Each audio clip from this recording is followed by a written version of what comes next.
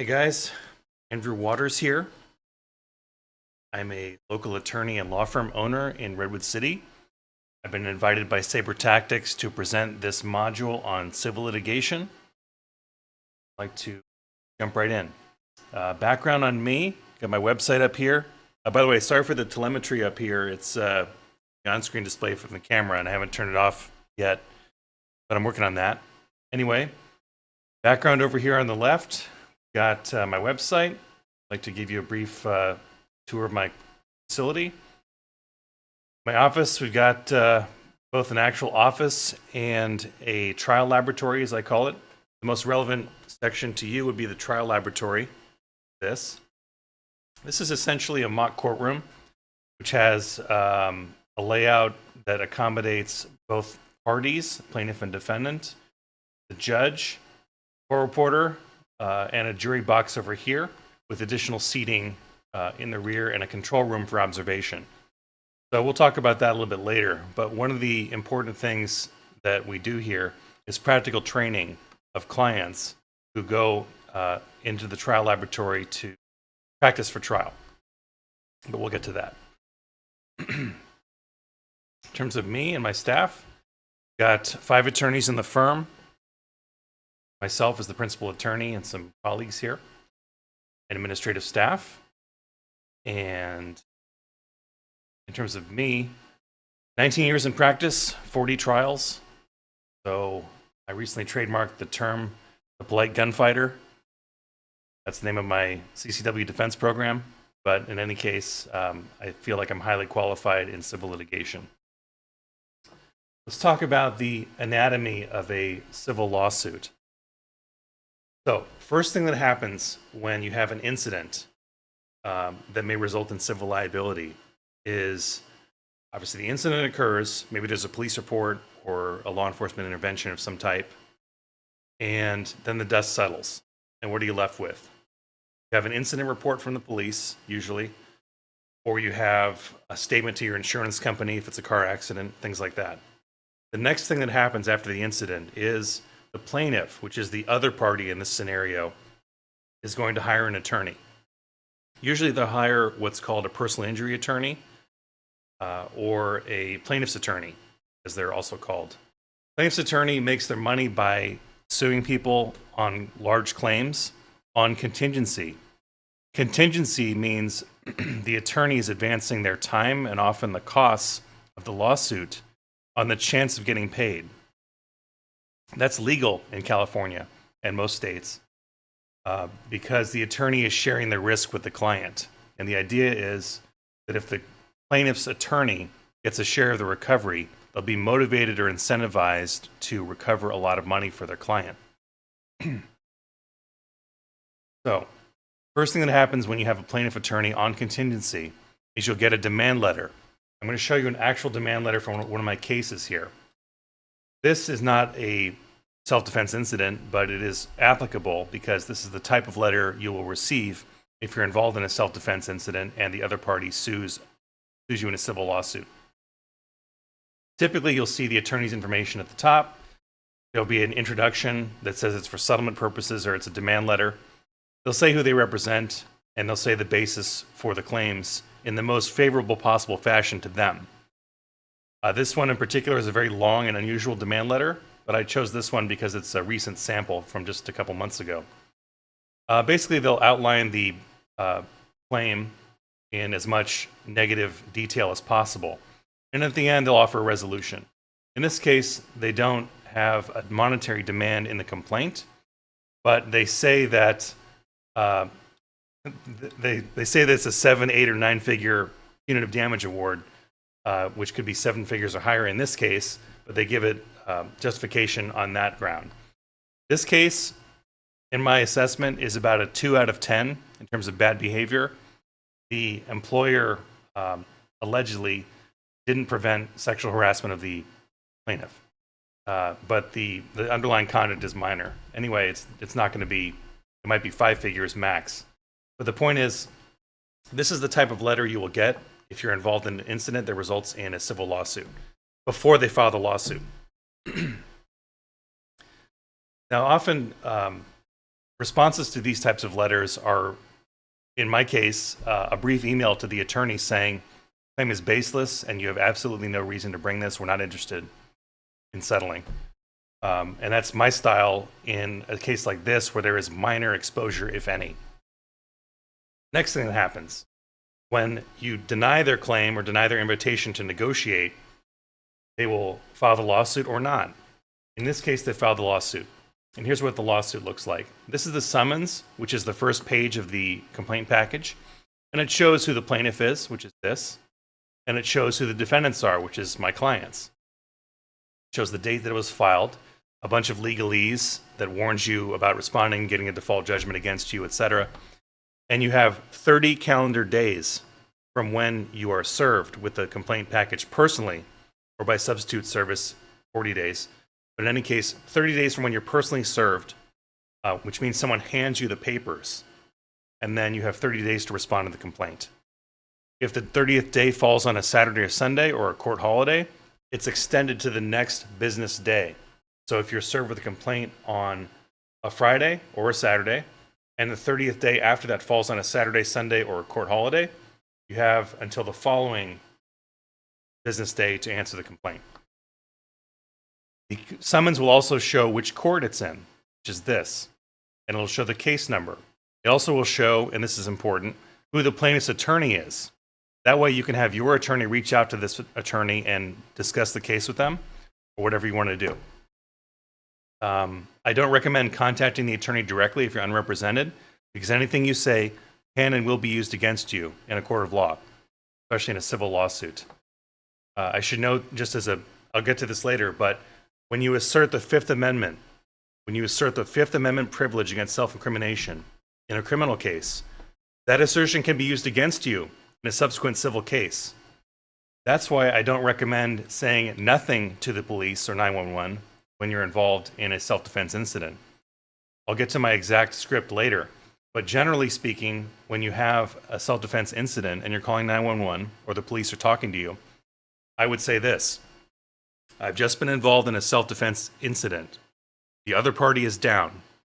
Please send police and EMS. I'm too traumatized to talk right now. I don't think I can answer any questions. Sorry.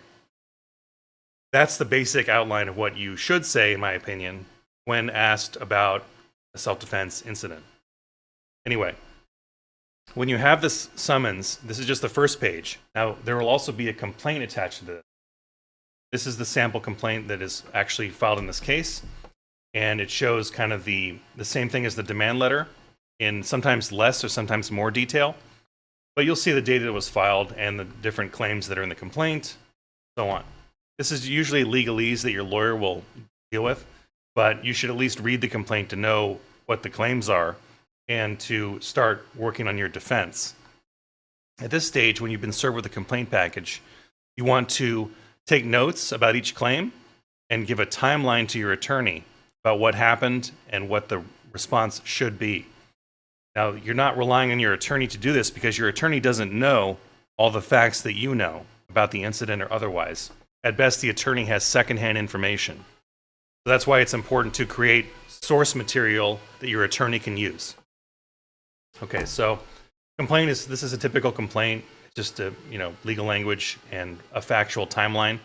Pay close attention to the factual timelines in a case like this, whether it's self-defense or otherwise, because the timeline is binding on the plaintiff when they file a complaint, especially if it's verified. A verified complaint is when they certify under penalty of perjury that the facts in the complaint are true. Normally, no one does that, but you can have that done. And if the complaint is verified, the answer must be verified. The answer is where you admit or deny what happened in the complaint. Pro tip, if you admit what happened in the complaint, you will have a judgment entered against you. So you're better off doing a general denial, which I'll explain that in a second. But in any case, when you have a complaint like this, there are a couple different ways to respond. One way of responding is writing them a letter back saying, your case is baseless, you have no evidence, you've got nothing to show us here, this is ridiculous, filed in the wrong forum, it should have been filed in California, that kind of thing. Just an example. I'm going to show you an actual response letter that I drafted in a recent case. Not the same case that I just showed you, but The principles are applicable to any case. In this case, I've written a letter back to the plaintiff's attorney explaining that we think that their complaint is totally and completely without merit, which violates Rule 11 in the federal system because this is a federal case. And therefore, they should withdraw the complaint immediately. Otherwise, they'll be responsible for sanctions in the form of attorney fees for us and our trouble hiring counsel and defending this matter. So basically, I do the reverse of what the demand letter to the defendant is. I give my own timeline, and I say what happened, and I say, I discuss the claims in the complaint and other legal defenses. And I conclude with saying, this is a complete waste of time. You're wasting our attorney fees. We're going to sanction you, etc. So a firm letter back. That's polite but firm. That's the next step when you've been served with a complaint. You have an attorney do that for you. If that doesn't work, which it never does almost, you respond to the complaint. You can respond in a couple of ways. Number one, you can answer, which is how most people do it and how it's commonly done when there's no legal issue. Or if there is a legal issue in terms of the claims made in the complaint, then you can do what's called a demurrer. A demurrer, D-E-M-U-R-R-E-R. A demurrer is a legal challenge to the complaint where you say, wait a second, even assuming your facts are true, as alleged in the complaint, you don't have any legal rights here, or your claim is not valid because there's a legal defense that is complete. For example, immunity. That would be used if, for example, a judge were sued because of a judicial decision they made. Judges are completely immune under the law. So it might even be in the Constitution of California. But in any case, when there's a complete legal defense, or there's a partial legal defense to some of the claims, then you definitely want to assert a demurrer. Have your attorney assert a demurrer to legally challenge the complaint. There's also a similar procedure called a motion for judgment on the pleadings. That's where you may be further along in the case than 30 days. But you say, you know what? We've looked at this again and done some more research and determined that there's no legal grounds for relief here. So we want judgment on the pleadings for defendant. You can also do it for the plaintiff, although that's very rare. Judgment on the pleadings and demurrer are essentially the same thing. So those are important to do because you can win the case without undue expense or actually going to trial. So it's worth a try even if you don't have a good result on those. Your other alternative is to answer the complaint. Answering the complaint is where you, like I said, admit or deny what happened in the allegations. Usually it's a general denial plus affirmative defenses. Affirmative defenses are similar to a demurrer, where you say, even if you assume the facts are true, I have this defense, which is a complete defense to your claim, or offsets your claim, or whatever. So these are things that your attorney will discuss with you. Examples of affirmative defenses might be there's an offset because the other party owes you money, and not really applicable in a self-defense case, but just for example, unclean hands, statute of limitations, things like that. It's mostly legal language that your attorney will handle for you, but it's important to know what the concept is. So your answer is a general denial plus affirmative defenses. You can also admit or deny specific paragraphs of the complaint like you have to do in federal court, but normally in state court we don't do that. So you've got the summons and complaint that you've been served with. You've answered or demurred to the complaint, and now the court has either overruled the demur, which means you have to answer, or you've just answered and you're proceeding with the case. What happens next? Discovery. Discovery is where the parties look at each other's evidence that will be presented at trial and once again evaluate the positions of the parties. So for example, document production. In document production, you do an inspection demand where you ask to look at the other party's documentary evidence. With special interrogatories, you ask the other party to answer legal questions that might be posed to them. For example, state the amount of your damages. Those questions and answers are binding at trial. There are also form interrogatories, which is basic background information that's usually used in a vehicular case or personal injury case. For example, state your name and address, state your residence history, can you speak English with ease, have you ever been convicted of a felony, things like that. There's also requests for admissions. Requests for admissions are seeking the admission of facts or the genuineness of documents.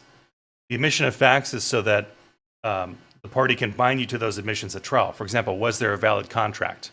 And you answer, admit, that means there is a contract. I had that happen in a recent case where we did a request for admission saying, admit there's a valid contract. They said, yes, there was. And then at trial, they later tried to get out of it, but we said, no. You got your request for admissions responses where you said there is a valid contract. And we relied on that in preparing our case. The judge held them to their request for admission responses. And we won the case. Where was I? Special interrogatories, request for admissions, inspection demands, and form interrogatories. Those are the main forms of written discovery. There's also what's called depositions. Depositions are where you come into an office usually, and you're testifying in front of a court reporter and the other attorney. And your attorney will be there too. The plaintiff will be there. So basically it's a private discovery proceeding where you have testimony that's taken under oath as if you were testifying in court. That's important because it can be used against you in court and will be used against you in court. This reminds me about a comment about the Fifth Amendment, because if you assert the Fifth Amendment privilege at your deposition, then that can be used against you in your civil trial. Very important to know, because it's not evident when you assert the Fifth Amendment in a criminal case that it can also be used against you in civil. Anyway, after your deposition, which may be an all-day proceeding where you're testifying for 6 or 7 hours, up to 7 hours max, unless leave the court is granted. After your deposition, you'll get the transcript and you have a chance to correct it. Anything you said at the deposition can be compared with what your corrections are, and they can read the original answer even if you claim to have corrected it. So that's one way of being held to your testimony. What your deposition is used for is two things. One is a motion for summary judgment, and also the second thing is it's used for impeachment purposes at trial, or for any purpose. So on the summary judgment motion, a deposition transcript will be submitted as evidence, and the party will say, whether it's your attorney or the other attorney, take a look at this evidence. The evidence establishes that there is no triable issue of material fact, and therefore my client is entitled to judgment as a matter of law. The defense side is more common for summary judgment. That's the basic framework. You take the plaintiff's deposition and you claim there's no evidence or no triable issue of material fact. You provide your own client's deposition excerpts, if any, and you say, there's no issue to try here. We don't need a trial. Client's entitled to judgment. Or on the plaintiff's side, what they will do is take your testimony as a defendant and say, there's no triable issue of material fact. He admits that he shot this guy, whatever else they want to say, and therefore there's no issue for the jury to decide. They're entitled to judgment. Now the court has to determine, and it's very difficult for the court in these scenarios, whether there is a triable issue of material fact for the jury to decide.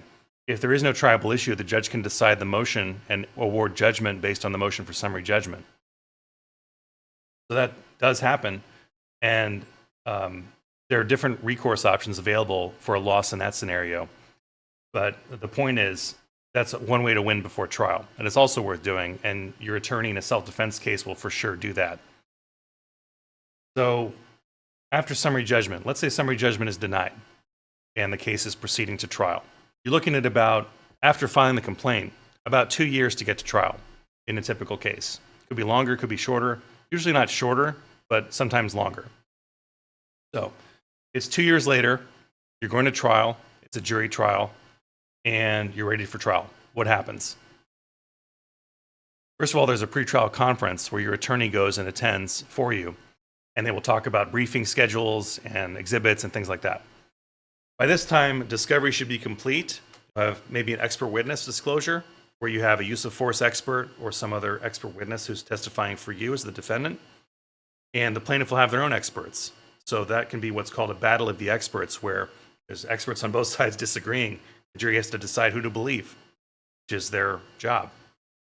So pretrial conference, discovery is complete, expert witness disclosure is done, expert depositions are done, and then you're about to walk into the trial. Go over jury selection. Jury selection is where the attorneys, and in collaboration with their clients, will select the jury. You'll walk into the courtroom, and then the jury will come in a little while later, And there might be 70 or 80 people in the chairs in the gallery, all not wanting to be there, all bored, all reading whatever they can read to escape the boredom of being in court. So the first 18 people are called up to the jury box. You've got 12 people in the box and 6 people in front of the box as alternates. The attorneys take turns asking questions after the court reads an initial statement about what the case is about, who the attorneys are. Does anybody know the attorneys? People raise their hands, that kind of thing. 12 jurors in the jury box, 6 potential jurors in the front. And the attorneys take turns asking questions. In this scenario, one important question to ask would be, are you a gun owner? Throwing that out there. But in jury selection, also known as voir dire, the attorneys have a chance to challenge either peremptorily or for cause any juror. So a peremptory challenge is when the attorney decides, you know what, I don't like that person, or I don't think they would be a good juror in this case. And if they can't use a for-cause challenge, which is you have unlimited for-cause challenges, then they have to use a peremptory challenge. And usually you get 6. So the attorney and client can collaborate on who they want on the jury.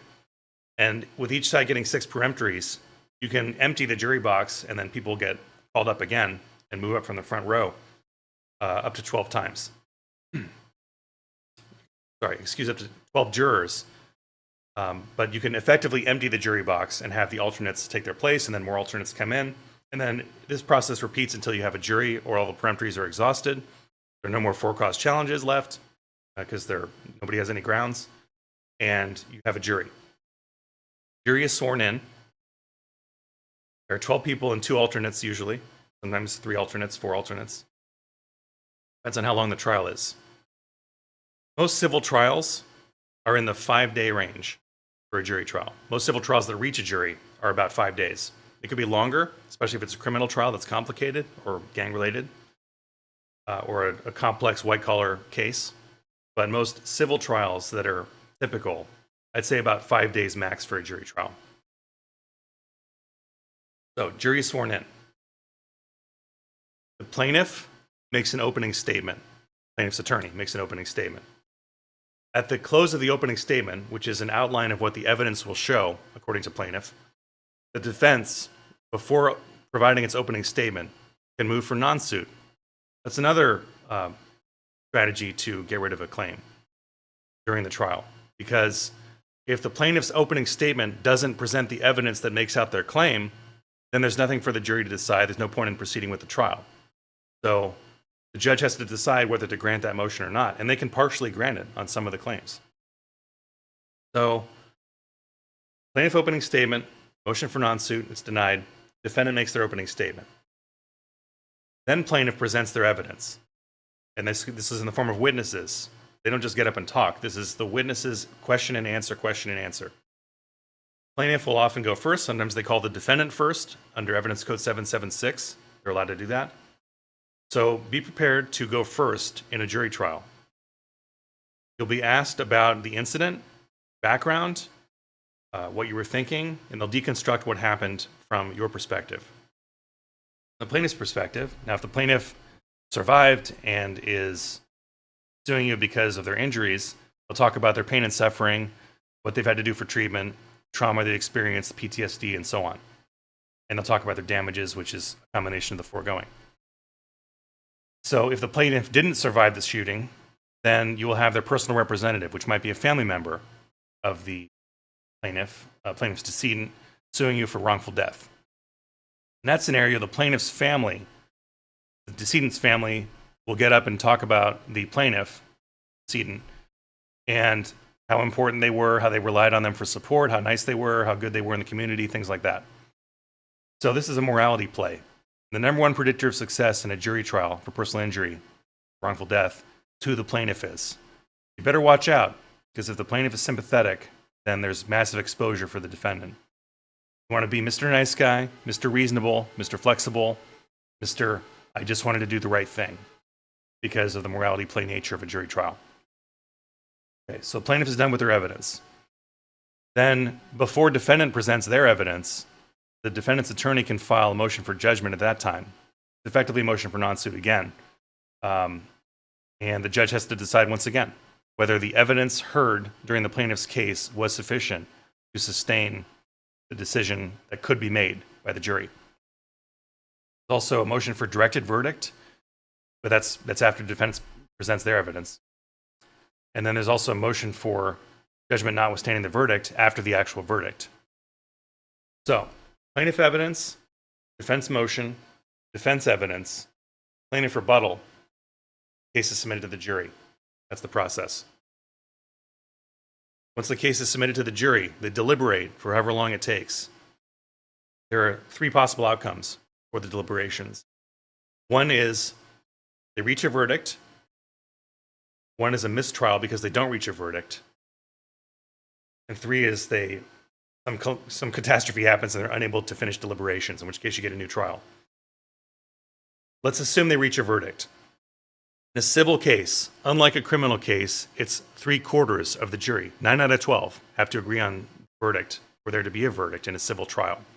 That's a lower standard of proof, which is preponderance of the evidence, which is lower than beyond a reasonable doubt in a criminal case. So, 9 out of 12 jurors have reached a verdict in your case. They come back to the courtroom after notifying the bailiff. They hand the verdict to the clerk. The clerk reads the verdict in court. Let me show you an actual verdict. In this case, we were defending a test preparation company from a claim by a parent that the test preparation company didn't, that the test preparation company promised the parent that the child or student will get into any of 12 dream schools that the child listed on their preference list. Now, set aside for a moment the fact that that's ridiculous. The issue in the case was, did the company promise this, and did they commit fraud in doing so? And what we have here is a verdict where we have a defense verdict, which is hopefully what you're going to get in a self-defense case. But you see that's a simple one page where the judge signs and it says a jury of 12 persons was impaneled, etc. And then the jury has a verdict for the defendant. The verdict form is what the jury actually uses to decide the case. So you'll see the elements of the claim in summary indicated on the form, and there'll be instructions on the form of what to do. This is an important form because it controls all the deliberations, and you can throw in things that are important to get the best foot forward on your claim or defense. So you have the questions here. This is helpful because they put the number of jurors who agreed on each question, which they don't have to do. And then they proceeded down here to the question 3, where they all voted no on question 3, and therefore the defendant won on the breach of contract claim. There were some other claims in the case. Similar thing. We got the third question. They answered it in a fashion in which we won. And then our fourth question, I guess. Unanimous on that one. Fraud. We won on the first question. As you see here, there's 2 versus 10 in terms of number of jurors voting on that question. So they didn't have to be unanimous. And this is higher than 9 for the no response, so we won on that claim. And so basically, we won this case, and it was an excellent result for the client after a 6-day jury trial. So that's what can happen in a jury trial. On the other side, if you win a jury trial as the plaintiff, you get a judgment for plaintiff. And that could be anywhere from $1 to millions of dollars, or even tens of millions of dollars in some large cases. Usually, if you look at jury verdicts, you're looking at, in a personal injury case, somewhere in the millions of dollars for a wrongful death. We had one case recently where we won a default judgment, which is not after a trial, but after a prove-up hearing, where we won $15 million for wrongful death. But that was because it was a very violent incident where the defendant was convicted of voluntary manslaughter. So there can be a lot of exposure in wrongful death cases, particularly if the victim is sympathetic, the plaintiff's representatives, the decedent's representative is sympathetic, and their family is too. Got to watch out. That brings me to the conclusion of this module, which is what to do in the aftermath of a self-defense incident with these concepts in mind about a jury trial. First of all, like I said, you want to be Mr. Reasonable, Mr. Nice Guy, Mr. Flexible. If you start to not cooperate, that is, you say nothing or you assert the Fifth Amendment right in the first possible moment before a cop is even talking to you, that doesn't look good. That doesn't look good because it looks like you did something wrong. Your position should be straight from the beginning and consistent. I was involved in a self-defense shooting. I did nothing wrong. I was afraid for my life. I was afraid for my spouse's life. I was protecting my daughter, son. And I had to use lethal force. And I'm too traumatized to talk right now. I'm sorry I can't answer any further questions. Talk to my counsel, my attorney. So that gives you the right balance between cooperating and protecting yourself, which is what you want to do. You do not want to appear suspicious in any way. You were in the right here, and you did the right thing. You want to maintain that from the beginning, from your very first interaction in that 911 call. So I respectfully disagree with other attorneys who might say you should say there's been a shooting and hang up and then call your attorney. No. I was involved in a self-defense incident. You're taking responsibility for what you did, which is the right thing to do. But because you have a complete defense, which is self-defense, you did nothing wrong. And you need to keep that in mind, that when the 911 call is made and recorded, it's going to be played for the jury in the eventual trial several years later. Think back after a few years and make sure that what you say to 911 is accurate, truthful, and gives the appearance of cooperation and sincere as well. So to that end, I'd like to thank Saber Tactics for inviting me to prepare this module. And I would like to take this opportunity to mention that I have my own CCW program. It's a civil defense program and will provide criminal defense from my network of attorneys. With 5 attorneys in my law firm and 19 years in practice with 40 trials, my team and I are highly qualified to handle your case. That's why we have put together this program, which is called the Polite Gunfighter. Polite Gunfighter is a CCW legal program. I can't call it insurance yet because we're not qualified as an insurance company. It's intended to provide CCW coverage for the defense of civil and criminal cases for members in return for membership fee. Pricing is being determined at this time, as well as the benefits. One benefit you will have is a mock trial, where you can come in and practice as a witness in the witness stand in our trial laboratory and see what it actually feels like to do that. That could be super useful for you in an actual incident. So anyway, the list of benefits is being put together now, and the pricing is too. I hope you'll consider the Polite Gunfighter for your CCW defense needs. With that, thank you very much, Saber Tactics, and that's all for me today.